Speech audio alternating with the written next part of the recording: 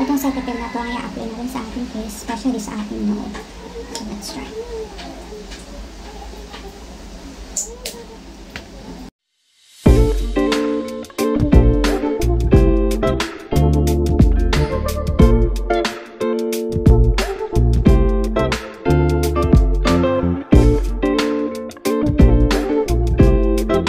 Tayong maligo, and kanina yung in-apply natin is yung Cetaphil cleanser. So ngayon naman ang i-apply natin ay ang Cetaphil na moisturizer. So ito ay nakita ko lang din based on my research sa TikTok. Ito ay isa sa pwedeng i-apply na gamot kapag meron kang ganitong case na skin problem. So kapag meron kang atopic dermatitis ay maganda ang mga products ng Cetaphil. Dahil nga ito ay for sensitive skin. So nakalagay dito is clinically proven to moisturize dry, itchy skin. So sana maging effective sa akin to.